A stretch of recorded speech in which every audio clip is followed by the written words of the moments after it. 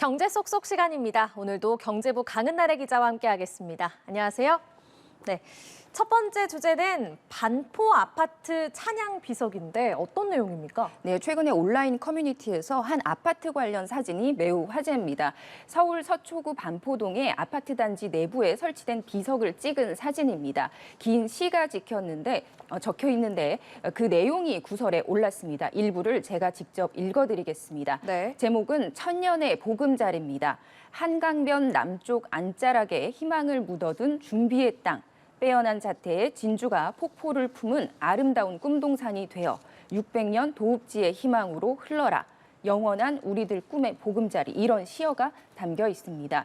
다른 시가 적힌 비석도 있는데요. 이 시의 제목은 영원한 파라다이스입니다. 서울은 나라의 얼굴, 반포는 그 눈동자, 우면산 전기를 받고 한강에 서기 어려, 장엄한 우리의 궁궐, 해 같은 인재들과 별 같은 선남 선녀, 결의의 심장 되시는 고귀하신 가족들. 어떠신가요? 네, 본인이 사는 곳에 대해 애정을 가질 수는 있지만 좀 표현이 과하다는 생각이 좀 들기도 합니다. 어떤 아파트길래 이런 시까지 비석에 새긴 거죠? 네, 해당 아파트의 최근 매매 실거래가가 40억 원을 넘었다고 합니다. 반포 주공 2단지를 재건축해서 지은 반포동 레미안 퍼스티지인데 국민 평형인 전용 34평이 지난 7월에 43억 원에 거래됐습니다. 이 아파트의 창가 비석 사진을 본 누리꾼들은 대체로 낯뜨겁다는 반응을 보였는데요. 온라인 커뮤니티에는 북한 김정은 백두혈통 찬양글 같다. 아파트 주민들도 좀 민망해할 것 같다. 콘크리트 유토피아의 단상이다. 이런 댓글들이 달렸습니다. 네. 반면에 단지 내에 있어서 주민들만 볼 비석인데 뭐가 어떠냐. 또 40억 원이면 자부심을 가질만 하지 않나. 부러우면 부럽다고 말을 해라. 이런 반응도 있었습니다. 네. 사실 아파트 창가 논란이 이번이 처음은 아닙니다. 2020년에 서울 강동구의 한 아파트 단지 비석을 두고도 비슷한 갑론을박이 이어졌습니다. 입주 기념 시조를 새겨 넣은 비석 사진이 온라인에 돌았는데요.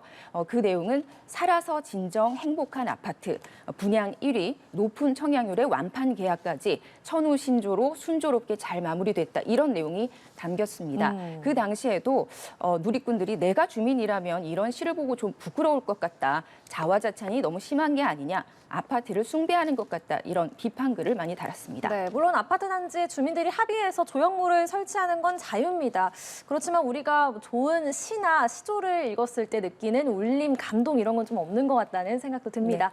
네. 다음 주제 보겠습니다. 다음 주제는 포장김치 불티인데 배춧값 이야기죠? 예, 그렇습니다. 저희가 최근에 배춧값이 너무 올랐다 이런 뉴스 연일 보도해드리고 있는데요. 앞으로 더 오를까 봐 서둘러서 배추를 사는 소비자들이 많아지면서 큰 마트에서는 배추가 품절되거나 또 마트 오픈런 이런 모습도 관찰되고 있습니다. 네. 이렇다 보니까 직접 배추를 사서 김치를 담그는 대신에 포장김치를 찾는 소비자들이 대폭 늘었다고 합니다.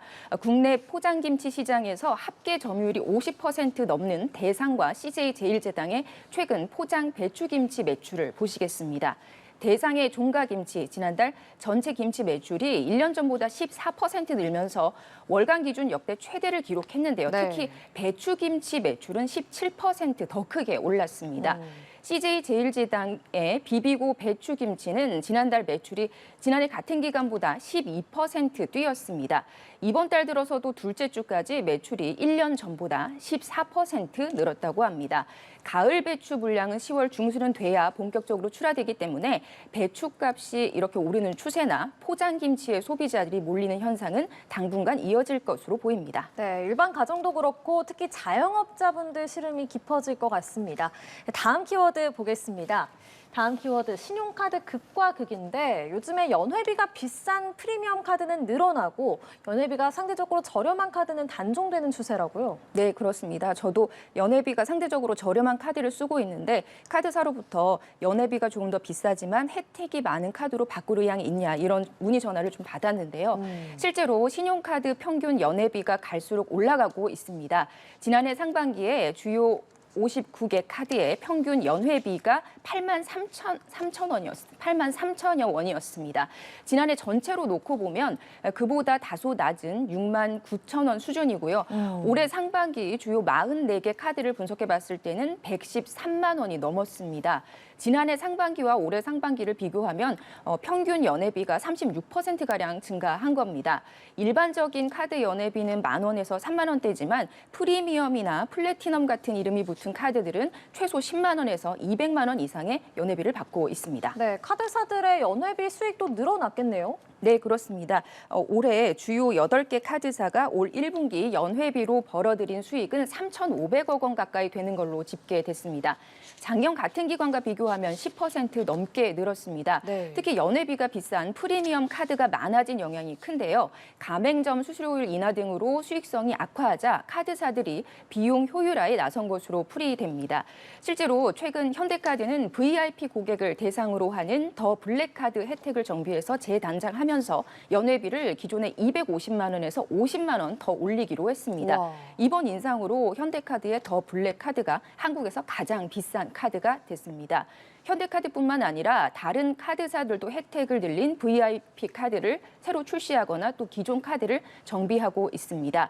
우리카드가 작년 11월 연회비 250만 원의 카드를 내놨고요. 하나카드도 지난 2월 연회비 100만 원의 카드를 출시했습니다. 네, 예전에는 연회비는 낮고 그에 비해서 혜택은 쏠쏠한 알뜰카드도 많았는데 요즘은 찾아보기 힘든 것 같아요. 네, 맞습니다. 카드사들 입장에서는 연회비가 저렴한 카드들 같은 경우에 신규 고객을 유치하는 데는 효과가 크지만 상대적으로 좀 덜 남는 장사이기 때문인데요.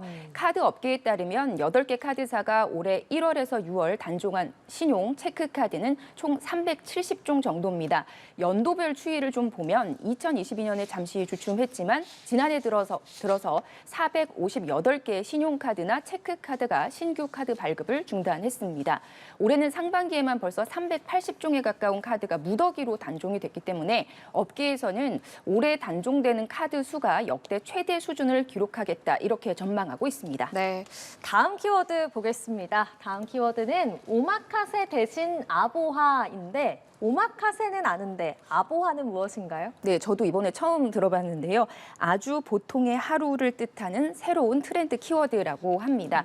김난도 서울대 소비자학과 교수가 최근에 내놓은 새 책 트렌드 코리아 2025에 담은 내년 트렌드 가운데 하나입니다. 무탈하게 특별한 일 없이 보낸 하루에 대한 고마움을 나타낸 말입니다. 소소하지만 확실한 행복이라는 뜻에서 소확행이 인기를 끌었는데 이 소확행의 대안적 성격이라고 합니다. 소확행이 SNS 등에서 오마카세나 명품 사진 등을 올리면서 자기 과시적인 행동으로 일부 변질이 됐다. 그래서 오히려 피로감을 양산했다 이런 지적인데요.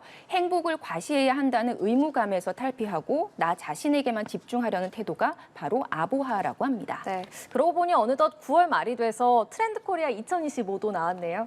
내년 트렌드 또 다른 거 어떤 게 있습니까? 네, 방금 소개드린 아보하 말고 9개의 키워드가 더 있는데요. 옴니보어라고 있습니다. 옴니보어는 본래 잡식성이라는 의미의 영어 단어인데 여러 분야에 관심을 갖는다는 뜻도 가지고 있습니다. 집단 특성이나 분야 경계를 신경 쓰지 않고 자유분방하게 소비하는 사람들을 뜻합니다. 수천억 자산가가 저가 상품을 파는 다이소 쇼핑을 즐기는 게 대표적인 예입니다. 다음으로 토핑 경제가 있습니다. 기본 음식 위에 추가로 얻는 걸 토핑이라고 하죠. 토핑 경제에서는 본품보다 액세서리 같은 추가적인 요소에 더 투자한다고 합니다. 소비자가 창의성을 발휘해서 같은 물건이라도 개성 있게 개조해서 자신만의 물건으로 만드는 겁니다. 또 자극적인 콘텐츠가 요즘 많이 넘쳐나는데 자극 없고 스트레스 안 주는 작고 귀여운 순수한 존재가 사랑받는다는 무해력도 10대 키워드 가운데 하나입니다. 네. 또 가상세계와 관련된 기술이 발달할수록 직접 보고 만질 수 있는 물건에 대한 욕구가 강해진다는 물성 매력도 내년도 키워드 가운데 하나입니다. 또 이 밖에 기계의 표정을 입히고 사람의 얼굴을 정확하게 인식하는 기술 페이스테크, 또 기후 위기에 대한 문제의식을 뜻하는 기후 감수성 등도 내년 키워드들 중에 하나로 꼽혔습니다. 네, 알겠습니다. 자, 마지막 키워드 보겠습니다. 어른 포대기인데 포대기 하면 우리가 어린 아이를 업을 때 쓰는 천을 말하잖아요. 근데 지금 이 사진은 누가 봐도 수염이 난 다 큰 성인인데요? 네, 그렇습니다. 예. 최근 영미권 SNS에서 지금 말씀드린 어른 포대기, 이게 화제라고 합니다. 불면증 개선 방법 가운데 하나로 소개되면서 관심을 끌고 있는 물건인데요. 부드럽고 잘 늘어나는 얇은 천으로 만들어진 침낭 같은 걸 입고 자는 모습 옆에서 보이실 겁니다. 얼굴과 발만 겨우 내놓고 웅크려서 태아 같은 모습으로 꿀잠을 자는 듯한 만족스러운 표정인데요. 네. 어른 포대기는 영어권에서 수면 캡슐 또는 어른용 속삭이로 불립니다. 잘 늘어나고 피부에 전혀 자극이 없는 천으로 온 몸을 감아서 누에고치 같은 형태로 만들어줍니다. 이걸 파는 업체들은요, 약한 압박이 우리 몸에 수용체를 적절히 자극해서 잠이 잘 오도록 진정시켜주는 효과를 낸다, 이렇게 말합니다. 신부자극 압력 원리라는 용어로도 설명을 하는데요. 사실 이 어른 포대기는요, 일본에서 아기를 출산한 여성들의 몸을 좀 회복시키기 위해서 오토나마키라는 회복 요법을 쓰는데 거기에서 유래를 했습니다. 천으로 머리끝부터 발끝까지 감싸서 뭉친 근육을 좀 이완시키고 관절 통증을 완화시키는 전통적인 치료법이라고 합니다. 이걸 토대로 불면증을 앓던 전직 디자이너가 어른 포대기를 만들었다고 합니다. 네, 지금 화면으로 계속 나오고 있는데 신기해 보이긴 합니다만 이게 정말 이렇게 하면 잠이 잘 오는 건가요? 전문가들은 그 몸에 가볍고 적절한 자극을 주는 게 어느 정도 효과는 있을 수 있다라고 말을 합니다. 다만 온몸을 감싸는 이 어른 포대기 같은 경우에 실제 숙면 유도에 얼마나 도움이 되는지 아직까지는 과학적으로 완전히 확인되지 않은 만큼 사용에 주의하라고 당부하고 있습니다. 특히 폐소공포증이 있거나 거동이 불편한 사람, 질환이 있는 분들은 사용을 피하는 게 좋겠다, 이렇게 조언했습니다. 네, 알겠습니다. 오늘도 재미있는 경제 소식 잘 들었습니다. 경제 속속 경제부 강은나래 기자와 함께했습니다. 고맙습니다.